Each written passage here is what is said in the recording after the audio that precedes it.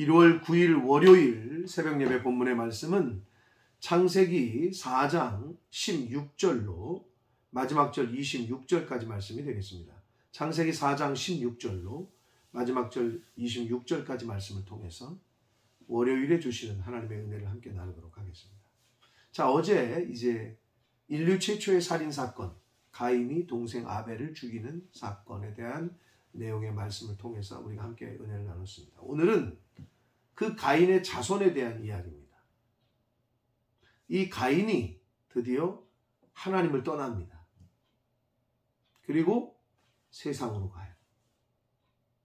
이제 그 내용으로 시작이 됩니다. 그리고 그 살인자였던 가인의 후손들이 어떻게 되는지, 그리고 아벨 대신에 하나님이 셋을 주셔요. 아담과 하와에게 아벨 대신에.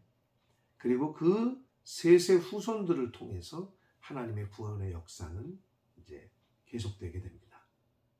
자, 성경 한 절씩 보시면서 함께 은혜를 나누겠습니다. 16절입니다.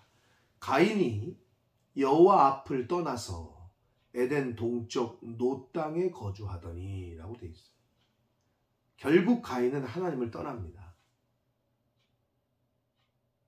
하나님을 떠났다, 교회를 떠났다, 주의 종을 떠났다, 부모님 곁을 떠났다. 하나님을 떠나요. 그리고 노 땅으로 가요. 이 노 땅은요, 이 노시라고 번역한 이 원래 히브리어의 그 단어의 의미는 그 유리하다, 방황하다, 요동치다 라는 의미의 이 노시라고 번역된 단어가. 그래서 신학적으로는 노 땅은 하나님을 떠나서 자기가 살고 싶은 곳으로 간 거거든요, 가인이. 그러니까 자기가 원하는 곳, 하나님을 떠나 세상으로 갔다. 그 세상에 대한 어떤 대명사가 바로 노시입니다. 근데 그 단어의 의미가 유리하다, 방황하다, 요동하다. 그래서 여러분, 세상은 방황해요. 세상에 있으면. 그리고 막 요동쳐요.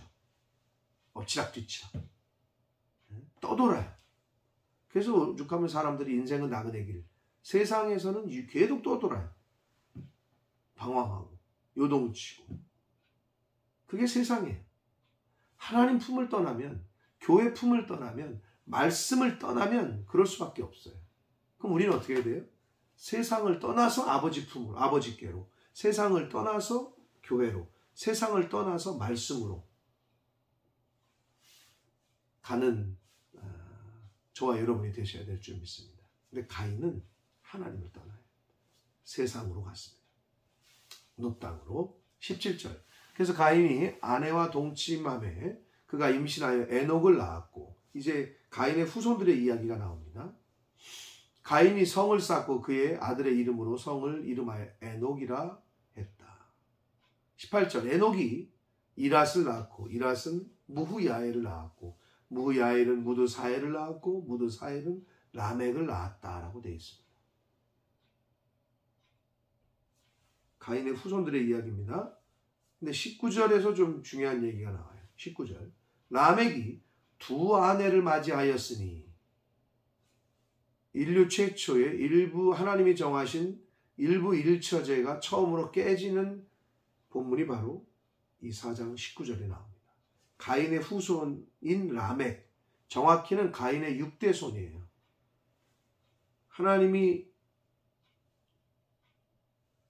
아담과 하와에게 주셨던 그 하나님의 자손, 하나님이 나에게 아들을 주셨다. 그게 가인이잖아요.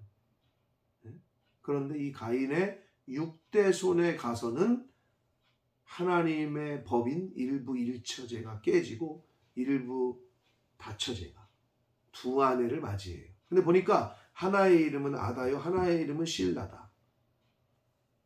아다가 야발을 낳았고 그의 장막에 거주하며 가축치는 자의 조상이 됐다. 그의 아우의 이름은 유발이다. 자, 야다에게 아들을 낳은 것도 얘기가 되고 실라에게서 낳은 거 얘기가 되는데, 라멕의 두 아내, 왜 두 여자를, 이 아다와 실라가 아름다움, 이런 이름의 뜻을 가지고 있는, 그리고 치장하다, 화려하다. 실라는 그런 이름의 뜻이에요. 그러니까 결국은 뭐냐? 이 가인의 6대 손이었던 라멕이 인간의 아름다움과 화려함과 이런 거에 눈이 멀어서 한 아내가 아닌 두 여자를 품었다는 거예요. 인간이 점점 타락해가는 과정을 어떻게 보면 보여주고 있습니다. 자, 그래서 이 아다에게서 낳은 자녀, 실라에게서 낳은 자녀 21절과 22절에서 그렇게 얘기하고 있고요. 23절이 이 최초의 어떤 인류의 그 노래라고 하는 라멕이 아내들에게 이르되 아다와 실라여 내 목소리를 들으라. 라멕의 아내들이여 내 말을 들으라. 나의 상처로 말미암아 내가 사람을 죽였고 나의 상함으로 말미암아 소년을 죽였다. 가인을 위하여 벌이 7배일진데 라멕을 위하여는 벌이 70배이로다 하였다. 이렇게 노래를 지어서 불렀거든요. 이걸 근데 일명 칼의 노래라 그래요. 왜냐하면 라멕이 사람 죽인 거를 언급하고 있거든요. 내용이 그거야. 그런데 두 아내에게 하는 말이에요. 자기가 어떤 좀 상처를 받았나 봐요. 그러니까 상처 뭐 살다 보면 받을 수 있잖아요. 그런데 그 상처 때문에 사람을 죽였다는 거예요. 그러니까 열받아서 죽인 거죠. 네가 나한테 이런 말을 해? 네가 나한테 이런 상처를 줘? 죽였다는 거예요. 그리고 어떻게? 자신이 좀 상했나 봐요. 다쳤나 봐요. 피해를 받나 봐요. 그것 때문에 소년을 죽였다. 어린아이가 좀 뭐 실수했나 보죠? 근데 그 어린아이를 죽였다는 거예요. 누가? 라멕이. 이걸 노래로 지금 지어서 부르고 있어요. 그러니까 얼마나 악했는지를 보여주고 있는 거예요, 지금. 그러면서 24절은 뭐냐 하면요.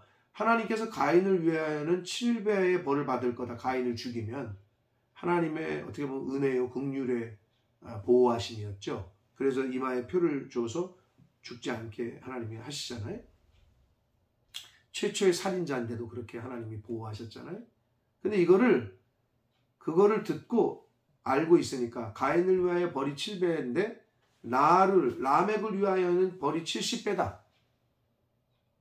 하나님이 가인을 긍휼하게 여기고 보호하셨던 그거를 이용해서 하나님의 긍휼을 잔인한 복수의 논리로 바꾸어서 내가 걔네들을 죽였는데 혹시 나를 죽여 니네가 벌이 70배일 거야.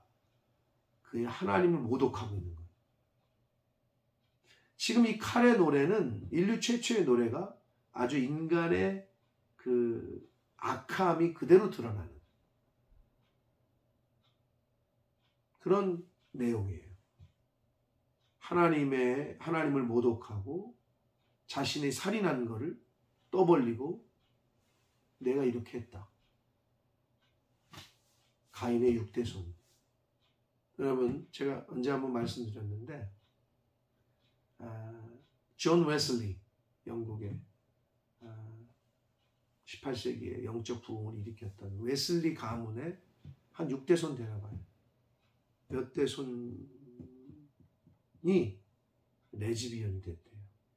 이거를 제 후배 목사님이 영국에 있을 때 직접 수소문해서 찾아가서 인터뷰를 한 거예요. 근데 난 웨슬리의 자손이지만 지금은 난 레즈비언이다. 그래서 굉장히 충격을 받고 너무 마음이 아팠다 했던 얘기를 제가 들었어요. 가인, 하나님이 창조하신 아담과 하와, 그리고 거기서 낳은 아들, 하나님이 주신 아들이라고 아담이 고백을 했건만 그 가인의 6대 손, 6대 손에 가서는 이렇게 악한 일들이 벌어져요. 그래서 이 칼의 노래, 이 라멕의 노래는 인간의 악함이 그대로 드러나는 내용입니다. 25절 봅니다. 아담이 다시 자기 아내와 동침하며 그가 아들을 낳아 그의 이름을 셋이라 하였다. 이는 하나님이 내게 가인이 죽은 아벨 대신에 다른 씻을 주셨다 합니다. 라고 말합니다. 아벨 대신에 하나님이 아들을 주셨어요. 그게 셋이에요. 자, 26절. 셋도 아들을 낳고 그의 이름을 에노스라고 했어요. 에노스라고 하였으며 그때 사람들이 비로소 여호와의 이름을 불렀더라. 이렇게 기록하고 있습니다. 자, 라멕은 인간의 악함의 그 극치를 보여주고 있다면 하나님이 아벨 대신에 주신 셋, 그 셋의 아들이 에노스. 근데 에노스 때부터 여호와의 이름을 불렀다라고 기록되어 있어요. 근데 이게 뭐냐면 아주 악함도 보여지지만 인간이 하나님을 떠나서 아주 악함도 보여지지만 에노스부터는 하나님의 이름을 부르고 하나님을 찬양하고 하나님의 예배했다는 거거든요. 이 세상에는 그래서 아주 악한 악인들도 있고 하나님을 찬양하고 예배하는 사람들도 여전히 있어요. 알곡과 쭉정이 양과 염소. 라고 비유되는 것처럼 항상 두 종류의 사람이 있다는 거. 근데 여기서 셋의 아들의 이름이 에노스잖아요. 근데 에노스라는 이름의 뜻은 죽을 수밖에 없는 존재라는 이름의 뜻이에요. 그리고 또 다른 의미는 치료가 불가능한 상태, 한계 상황 속의 상태. 그게 이제는 한계가 있는 상태, 치료가 불가능한 상태, 죽을 수밖에 없는 상태. 그게 에노스라는 이름의 뜻이에요. 그러니까 우리는 인간은 죽을 수밖에 없구나. 인간은 한계가 있구나. 인간은 어떻게 치료할 수 있는 능력이 있는 존재가 아니구나. 이렇게 자신의 존재의 한계, 리밋을 깨달았을 때 그때야 비로소 하나님을 찾았다는 거예요. 하나님께 예배했다는 거예요. 그러니까 겸손해지죠. 인간은 죽음 앞에서 겸손하죠. 사람은. 불치병 앞에서 겸손할 수밖에 없죠. 한계 앞에서 하나님을, 신을 찾을 수밖에 없죠. 그러므로 사랑하는 성도 여러분, 인간의 자신의 정체를, 한계를 분명히 깨닫고 늘 하나님 앞에서 겸손하게 하나님을 섬기고 예배하는 그러한 저와 여러분이 되어야 될 줄 믿습니다. 그게 아벨 대신에 주신 셋의 후손을 통해서 이제 그렇게 하나님의 구원의 사역은 흘러갑니다. 그러나 가인의 후손들은 아주 극에 달한 죄의 악의 극치를 보여주었습니다. 하나님을 떠나면, 세상에 거하면 이럴 수밖에 없습니다.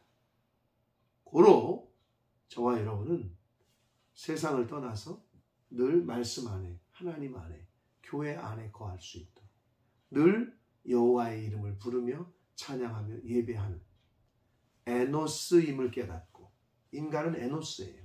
한계가 있어요. 죽을 수밖에 없는 존재예요. 고칠 수 없는 존재예요. 하나님 앞에 나아가서 하나님이 고쳐주시고 하나님이 은혜를 주시고 하나님이 우리에게 영원성을 부여하실 때만 우리가 그 한계를 극복하고 이기고 죽음의 문제를 해결할 수 있습니다. 하나님께 나아가시는 저와 여러분 되시길 축복합니다. 세상을 떠나서 하나님께 나아가시는 저와 여러분의 오늘 하루의 삶과 남은 인생이 되시기를 예수 그리스도 이름으로 축복합니다. 기도하겠습니다. 살아계신 하나님 아버지, 감사와 찬송과 영광을 올려드립니다.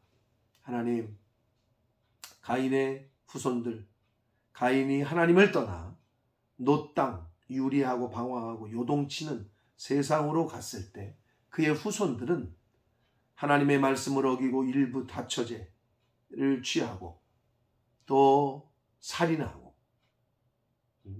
그 살인한 것들을 자랑스럽게 여기고 떠들고 그런 악한 모습을 보여줬습니다. 그러나 아벨 대신에 주신 셋의 자녀인 에노스 때부터는 인간이 하나님의 이름을 불렀다라고 성경은 말씀합니다. 자신의 존재의 한계를 깨닫고 죽을 수밖에 없는 존재임을 알고 치료할 수 없는 병에 걸린 것처럼 자신의 한계를 인정할 때 그때서야 비로소 하나님을 찾고 하나님 앞에 겸손하게 예배했다라는 것을 오늘 말씀을 통해 저희가 교훈 받습니다. 아버지, 우리 인간의 한계와 죽음의 한계를 늘 잊지 않게 하시고 겸손하게 하셔서 하나님을 잘 섬기고 하나님을 예배하고 찬양하는 셋의 아들인 에노스 때부터 그렇게 됐다고 했는데, 아버지, 우리의 한계를 깨닫고 영원하시고 무한하신 그 하나님께 기도하고 그 하나님을 섬기며 살아가는 하나님의 자녀된 저희들 모두가 되도록 주님 은혜 내려 주옵소서. 예수 그리스도 이름으로 축복하며 기도 올리옵나이다.